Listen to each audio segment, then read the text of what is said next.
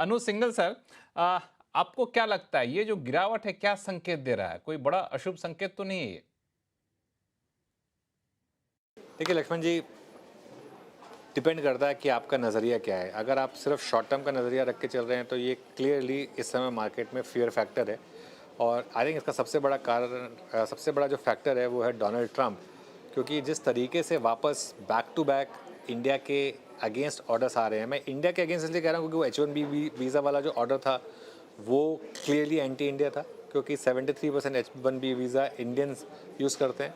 और अब इसके बाद जो फार्मा पर ऑर्डर आया है, हालांकि अभी इंडियन जेनरिक फार्मा को नहीं टारगेट किया गया, लेकिन कहीं ना कहीं बहुत लोगों का मानना है कि ये उस दिशा में एक कदम है। तो अब मार्केट को इस समय ना एक रिस्क लग रहा है कि ये शायद कहीं ना कहीं सिचुएशन वापस ख़राब हो रही है। जो बीच में 2 हफ्ते पहले एक बॉनहोमी बनी थी दोनों लीडर्स के बीच में, उसके बाद थोड़ी होप जगी थी, जो उसका थोड़ा कहीं ना कहीं नलीफाई हुई है वो होप्स। और जिस तरीके से एफआई सेल कर रहे हैं तो मार्केट को कहीं ना कहीं एक फियर फैक्टर, कहीं ना कहीं एक पैनिक नज़र आ रहा है। वैसे मेरा ये मानना है कि इस समय बाज़ार में मौके हैं। और अगर आपका थोड़ा सा मीडियम टू लॉन्ग टर्म का व्यू है तो ये एक अपॉर्चुनिटी है। मार्केट देखिए करेक्ट हो चुकी है अच्छी खासी। पिछले 1 साल में मार्केट ने नेगेटिव रिटर्न दिए हैं 6% के, और इस बीच में अर्निंग्स भी ऊपर आई हैं। मार्केट के वैल्यूएशंस ठीक ठाक हैं। हाँ, एफआई ज़रूर सेल कर रहे हैं और वो लगातार शॉर्ट कर रहे हैं, तो वो रिस्क है मार्केट में। लेकिन डिपेंड करता है कि आपका नज़रिया क्या है। अगर आपका एकदम शॉर्ट टर्म का नज़रिया है तो मार्केट डेफिनेटली इस समय थोड़ा स्केरी लग रहा है। तो ट्रंप के पास जितने भी हथियार थे, वो सारे तो चल पड़े हैं। एक फार्मा बचा था, एक आईटी बचा था। पहले आईटी पर उन्होंने गाज गिराया, फिर फार्मा पे गिराया। अब तो ट्रंप के तर्कश में कोई तीर दिख नहीं रहा है। फिर भी ट्रंप का खौफ बना रहेगा क्या अनुज जी? नहीं देखिए लक्ष्मण जी, ऐसा नहीं है ना, क्योंकि अब वो जो गांडीव से तीर छूट चुके हैं वो जो हर्ट कर रहे हैं। अगर आपके 2 योद्धा घायल हो गए, अब वो कितने समय तक घायल रहेंगे और वो आपके लिए युद्ध कर पाएंगे या नहीं कर पाएंगे, इसके ऊपर बहुत कुछ डिपेंड करेगा ना। अब अर्निंग्स कितनी इम्पैक्ट होंगी आगे जाते हुए, आई थिंक मार्केट को ये समझना होगा। और इस वजह से ये ऐसा नहीं है ना कि ये वन टाइम इम्पैक्ट है। देखिए क्या होता है लक्ष्मण जी, मार्केट में हो ना 2 तरीके की चीज़ें होती हैं। एक होता है one time impact. One time impact आया, स्टॉक में एक रिएक्शन आया, स्टॉक मूव ऑन हो गया। एक होता है परमानेंट डैमेज। अब जब तक डोनाल्ड ट्रंप हैं अगले 3.5 साल तक, क्या आईटी और फार्मा पर एक परमानेंट डैमेज हो जाएगा? अगर ऐसा है तो क्या मार्केट के 2 बड़े सेक्टर चलना बंद कर देंगे? और अगर ऐसा है तो क्या मार्केट को उस हिसाब से अपने वैल्यूएशन को रीसेट करना पड़ेगा? ये चीज़ें होती हैं। बिल्कुल आपकी बात सही है कि जितना वो हर्ट कर सकते थे उसमें शायद काफ़ी हद तक कर चुके हैं। खैर वैसे कोई भरोसा थोड़ा ना इनका कुछ नया निकाल रहे हैं, हमें पता भी ना हो ऐसा कुछ निकाल रहे हैं। लेकिन फैक्ट ये है कि इस समय अनसर्टेनिटी है मार्केट में। चीज के बिना हवाई अड्डा आज का थोड़ा सा अधूरा रहेगा। वो है कि आने वाले दो इवेंट बड़े इंपॉर्टेंट हैं। एक है आपको रिजर्व बैंक की मॉनेटरी पॉलिसी, दूसरा अर्निंग सीजन।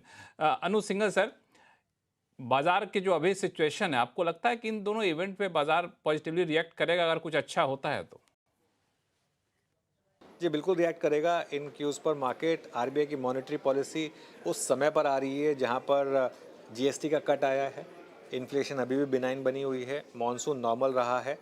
पिछले मीटिंग में आरबीआई ने पॉज लिया था, तो एक एक्सपेक्टेशन रहेगी कि एफआई की आरबीआई थोड़ा सा डविश साउंड करेगा इस बार, ये एक्सपेक्टेशन होगी।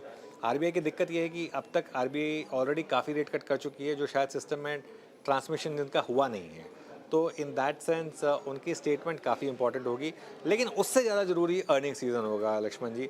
जीएसटी कट के बाद अगर अर्निंग सीज़न में इस बार रिकवरी नहीं आई तो मार्केट के लिए बड़ा नेगेटिव होगा। स्पेस नहीं है मार्केट के पास इस बार अर्निंग्स में डिसअपॉइंटमेंट के लिए। तो मार्केट की हेल्थ के लिए ज़रूरी होगा कि इस बार की अर्निंग्स अच्छी आएँ।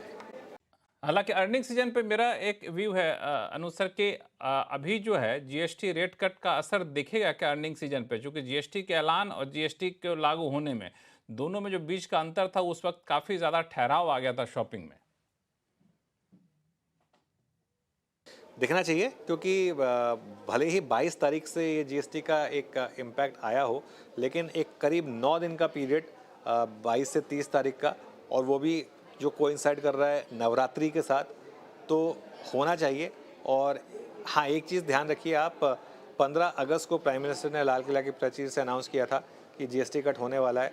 तो 15 अगस्त से लेकर एक 22 सितंबर तक के बीच में कितनी बिक्री हर्ट हुई और उसमें से कितनी कॉम्पनसेट हुई 22 से 31 के 30 के बीच में, और उससे ज़्यादा इंपॉर्टेंट कंपनीज की कमेंट्री। अगर कंपनियों ने ये भी आगे कह दिया ना कि नहीं देखिए थोड़ी सी कम हमारी सेल्स हिट हुई थी बिकॉज जीएसटी कट का अनाउंसमेंट हो गया तो लोगों ने अपनी परचेजेस पोस्टपोन की थी, लेकिन जिस तरीके का ट्रेंड बन रहा है अगला क्वार्टर बहुत ही शानदार होगा। अगर कंपनीज ने ये भी आगे बोल दिया अगले क्वार्टर में दिवाली भी है तो मार्केट उसको फिर पॉजिटिवली लेगा।